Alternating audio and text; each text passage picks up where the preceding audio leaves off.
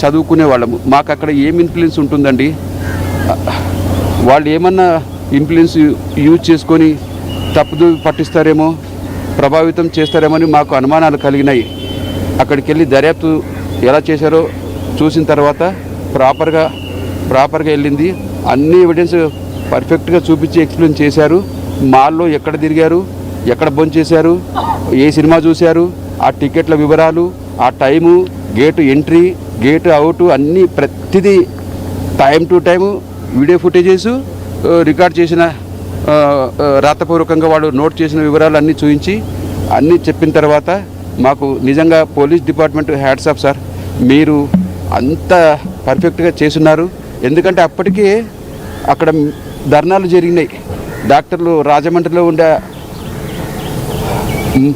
ఈమె మిత్రులు డాక్టర్లు, ఇతర ఆసుపత్రుల్లో ఉండే వాళ్ళందరూ డాక్టర్లు ధర్నాలు జరిపినాయంట. నాకైతే ఏం తెలియదు. నేను మా అమ్మాయిని బతికించుకోవాలనే కోణంలోనే బయటకు కూడా వెళ్ళలేదు.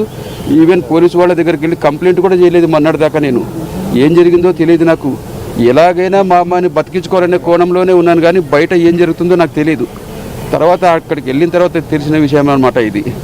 అంత అలా చేసినందుకు దాన్ని సీరియస్గా తీసుకొని పోలీసు వారు ప్రతిదీ క్లియర్గా నోట్ చేశారు. దర్యాప్తు తర్వాత మీరు ఆల్రెడీ దర్యాప్తు కొనసాగుతుంది, మీరు మళ్ళీ పోలీసుల దగ్గరికి వెళ్ళి మీరు ఏం డిమాండ్ చేశారు? ఇంతకు నిందితులకు ఎలాంటి శిక్ష పడాలని చెప్పి ప్రధానంగా పోలీసులను మీరు కోరారు. సార్, ఇలాంటి దుర్మార్గులను వదిలిపెడితే ఏమాత్రం చట్టాన్ని వాళ్ళు మిస్యూజ్ చేసుకొని మళ్ళీ బయటకు వస్తే ఇలాంటివి ఇలాగే రిపీట్ అయితే సమాజం ఏమైపోవాలి సార్? నాలాంటి తల్లిదండ్రుల గుండె కోతలు ఇంకా ఎంతమందికి అన్యాయం జరగాలి? ఇంకా ఎంతమంది ఏడవాలి ఇలాగా? ఇంకా ఎంతమంది ఇలాగ ఏడవాలి? అది జరగకూడదని చెప్పాను. మీరు ఖచ్చితంగా అన్ని నిందితులు తప్పించుకోకుండా సెక్షన్లు కరెక్ట్గా పెట్టి వాళ్ళకి, నా కూతురు సస్తే ఖచ్చితంగా వాళ్ళకి శిక్ష పడేలాగా మీరు మాకు చేయండి, న్యాయం చేయండి అని చెప్పాను. వాళ్ళు కూడా చేస్తామన్నారు సార్. అక్కడ కలిసిన తర్వాత నాకు నమ్మకం వచ్చింది. తర్వాత ఎస్పీ గారు కూడా మాట్లాడారు. అయితే ఏపీ గవర్నమెంట్ ఎవరు నాకు ఏమీ చేయలేదు. ఎందుకు ఇంత న్యూస్ బయట నాకు తెలిసింది తర్వాత 2-3 రోజుల తర్వాత ఇలా జరుగుతుంది మా బంధువులు ఒక్కొక్కటిగా చూపిస్తుంటే ఇంత న్యూస్ స్ప్రెడ్ అయినా కూడా ప్రభుత్వం వాళ్ళు ఎందుకు చర్య తీసుకోవట్లేదని నేను ఆవేదన చెందాను. అందుకే మీడియా మిత్రులు పిలిచినప్పుడు నా కడుపులో ఉండే బాధనంతా మీడియా ముందర నేను వాళ్ళని, ప్రభుత్వాన్ని ప్రశ్నిస్తూ నేను మాట్లాడిన ఆవేదన అంత ఆవేదనలో ఉండింది. వాళ్ళకు కూడా తెలుసా? తెలియదు కదా.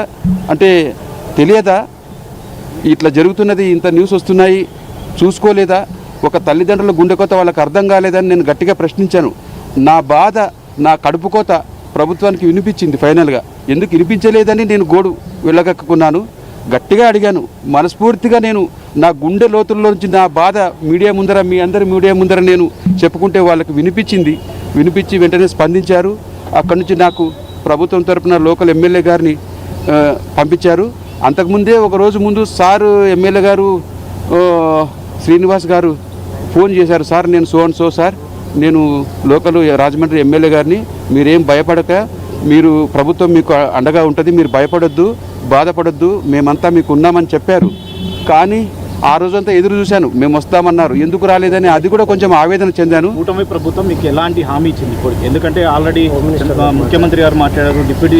అవును సార్, మాట్లాడారు. మీకు ఎలాంటి హామీ ఇచ్చారు? ఇప్పుడు బాగా స్పందించారు. నా బాధ మీ ద్వారా, మీడియా ద్వారా చెప్పుకున్నందుకు వాళ్ళకు వినిపించిన తర్వాత వాళ్ళు అంతకుముందే చేస్తున్నారంట, కానీ నాకు తెలియదు కదా సార్. నాకేం తెలుసు వాళ్ళు ఎంతవరకు చేస్తున్నారనేది నాకేం తెలియదు. నా బాధ నేను వెళ్ళగక్కున్నాను. తర్వాత నాకు అన్ని విషయాలు చెప్తూ వచ్చారు. అక్కడ ఎమ్మెల్యే గారిని నాకు తోడుగా పంపించి ఏం జరుగుతుందో ఎక్స్ప్లెయిన్ చేసి, అసలు మీకు ఏం జరుగుతుందో ఇక్కడ విషయాలు మీకు తెలుసా చూడండి అని చెప్పి వాళ్ళు ఎక్స్ప్లెయిన్ చేయడం జరిగింది. అప్పుడు మినిస్టర్ గారు కాన్ఫరెన్స్లో నాతో మాట్లాడిచ్చారు. వాళ్ళు కూడా చెప్పారు, మీకు జస్ట్ ఇన్ఫార్మ్ చేయకపోవడం అనేది గ్యాప్ జరిగింది, అన్ని విధాలుగా మీకు మేము అండగా ఉంటాం. భరోసా అంటే సార్, ఎలాంటి భరోసాలు చేస్తామన్నారంటే, నేను పర్టికులర్గా ఇది కావాలని నేను అడగలేదు. వాళ్ళే ముందుకొచ్చి నిన్న ఎక్స్గ్రేషియా ఎంతో 20 lakhs చేశారంట. మా వాళ్ళు పిల్లలు చెప్పారు, బాబాయ్ మాకు ఇట్లా ఇది చేశారంటే, సార్ ప్రభుత్వం తరపున నేను, సార్ మీరు ఎవరు లేరా, నేను ఒంటరిని అని చెప్పి నా బాధ చెప్పినందుకు వాళ్ళంతా స్పందించి ఇంకా ఏమేమి చేస్తారో నాకు తెలియదు, కానీ నిందితుల మీద ఎలాంటి శిక్ష వేయాలని అనుకుంటున్నారు పండు? మేడం నిందితులకు ఉరి శిక్ష వేయాలి మేడం. నాలాంటి తల్లిదండ్రుల గుండె కోత మళ్ళీ రిపీట్ కాకూడదు. ఇట్లా తాగి ఇష్టం వచ్చినట్టు తిరిగితే మిగతా ఆకతాయిలు ఉంటారు, వాళ్ళు ఏమనుకుంటారు, ఇలా తగిలిస్తే ఏం కాదులే అనే మెసేజ్ సమాజంలో వెళ్తుంది.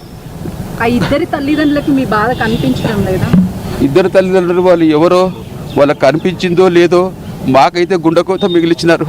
మిగిలిన జీవితం బతకడం నా కూతురు లేకుండా, నా గుండెకాయ నా పెద్ద కూతురు, ఆమె లేకుండా నేను నా లైఫ్ ఎలా లీడ్ చేయాలో నాకు ఏం తోచడం లేదు. ఆమె లేని జీవితం ఊహించుకోలేకపోతున్నాను. ఇక్కడ ప్రస్తుతం అయితే రాజమండ్రి ఎమ్మెల్యే గారు నాకు దగ్గరుండి అన్ని చూసుకుంటున్నారు. కలెక్టర్ గారు కూడా నిన్న అక్కడ పిలిపించుకొని నాతో మాట్లాడారు. అన్ని రకాల మీరు ఎక్కడ అధైర్యపడొద్దండి, మేమంతా మీ కొరకు చేస్తున్నాము, మీకు తెలియట్లేదు అని వాళ్ళు చెప్పిన తర్వాత ప్రభుత్వం మీద నాకు నమ్మకం వచ్చింది. వాళ్ళు ఏమేమో చేశారో అవన్నీ క్లియర్గా నాకు చెప్పారు, చూపించారు. కాబట్టి ఎవరు వినట్లేదు అనుకున్నారు. మేడం నాది మా పూర్వీకులంతా జోగులాంబ గద్వాల జిల్లా ఐజ మండలం ఎక్లాస్పురం విలేజ్ మాది. నా కూతుర్లని చక్కగా చదివించుకోవాలనే ఉద్దేశంతో మాకు దగ్గరగా ఉండే కర్నూలు టౌన్కి నేను షిఫ్ట్ అయ్యాను వాళ్ళ విద్య కోసమే. అలా ఎందుకు వెళ్ళానంటే చదువుకున్న వాళ్ళు మా కుటుంబాల్లో కొంతమంది చక్కగా బతుకుతున్నారు, వాళ్ళ లైఫ్ స్టైల్ చాలా బాగుండేది. మేము ఎందుకు మా ఫ్యూచర్లో మా పిల్లల్ని కూడా ఇలా బతకాలంటే ఏం చేయాలని ఎడ్యుకేషనే దీనికి కారణం అని చెప్పి నేను పక్కనే ఉండే కర్నూలుకి షిఫ్ట్ అయ్యి వాళ్ళని చక్కగా చదివించుకున్నాను. అయితే అప్పుడు ఈ బైఫర్కేషన్ ఇవన్నీ ఏమి లేవుగా, అంతా ఏపీ ఒకటే, మాకు దగ్గర ఉండేది కర్నూలే. సో అక్కడికి మాది చాలా పెద్ద కుటుంబము, అందులో నా ఒక్క కుటుంబమే అక్కడికి షిఫ్ట్ అయ్యాను. కారణం ఏంటంటే విద్యకు విలువ ఇవ్వాలి, విద్యని ఇంపార్టెన్స్ ఇవ్వాలనేది నేను స్వయంగా నేను గ్రహించి నా మదిలో గట్టిగా నేను నిర్ణయించుకొని అక్కడికి షిఫ్ట్ కావడం జరిగింది. మిగతా మా అన్నదమ్ములు, మా చిన్నాయన పెద్దనాయన అందరూ ఎక్లాస్పురంలోనే ఉంటారు. కాబట్టి ఇప్పుడు వాళ్ళు ఏమంటున్నారంటే ఇక్కడ అంతా కుటుంబం మన పూర్వ అంతా ఇక్కడే ఉన్నారు, ఇక్కడే మనము మిగతా కార్యక్రమాలు చేసుకుందాము. ఇక నీ కుటుంబం ఒకటే కర్నూలులో కదా, ఇక్కడ వందలాది మంది ఇక్కడే ఉన్నాము, నీ కుటుంబం మాత్రమే అక్కడ ఉంది, అలా కాదు ఇక్కడే చేసుకుందామని చెప్పారు. మేము ప్రస్తుతం ఎక్లాస్పురం విలేజే డిసైడ్ చేసినారు మా కుటుంబ పెద్దలు. ప్రభుత్వానికి చంద్రబాబు నాయుడు గారు, ముఖ్యమంత్రి గారికి, ఉప ముఖ్యమంత్రి పవన్ కళ్యాణ్ గారికి, తర్వాత లోకేష్ ఎడ్యుకేషన్ మినిస్టర్ గారికి, హోమ్ మినిస్టర్ అనితమ్మ గారికి, వీళ్ళకి నా బాధ తీవ్రమైన ఆవేదనతో నేను వాళ్ళని గట్టిగా నా పిలుపు అడిగాను. నేను వాళ్ళని ప్రశ్నించాను. వాళ్ళు నిజంగా స్పందించి ఈరోజు నాకు న్యాయం చేస్తున్నారు, వాళ్ళు నాతో ఉన్నారు, నాకు భరోసా కలిగింది. అక్కడి లోకల్ ఎమ్మెల్యే గారిని పంపించి వాళ్ళు కూడా నాకు మొదటి నుంచి ఈరోజు దాకా నా వెంటే ఉండి అన్ని పనులు చక్కగా, నాకు ఏమాత్రం స్ట్రెస్ గురి కాకుండా, నేను మానసికంగా మరీ మీరు ఒత్తిడికి లోనవుతున్నారు, మీరు బాధపడొద్దండి అని చెప్పి వాళ్ళు నాకు ఎప్పటికప్పుడు ధైర్యాన్ని ఇస్తూ నాకు అన్ని విధాలా వాళ్ళే చూసుకుంటున్నారు. ఎందుకంటే ఇది సార్ కూర్చోపెట్టుకొని వాటర్ బాటిల్ లేదా? ఆ తండ్రి ఆవేదన వ్యక్తం చేస్తూ ఉన్నారు, మీడియాతో మాట్లాడుతూ కన్నీటి పర్యంతమవుతూ ఉన్నారు. ఆ దుర్మార్గులకి ఉరిశిక్షే కరెక్ట్ అంటూ ఉన్నారు. నాలాంటి కడుపు కోత, నాలాంటి గుండె కోత ఇంకొకరి కలగకుండా ఉండాలంటే వెంటనే వాళ్ళకి ఉరిశిక్ష పడాలి అంటూ ఉన్నారు. వాళ్ళు తప్పించుకోకుండా ఏ సెక్షన్స్ అయితే విధించాలో చట్టపరంగా అటువంటి సెక్షన్స్ విధించాలంటూ కోరుకుంటూ ఉన్నారు. ఇక అంత్యక్రియల గురించి వచ్చినప్పుడు ఎక్లాస్పురంలో అంత్యక్రియలు జరుగుతున్నాయని చెప్పి ఆయన చెప్పుకొచ్చారు.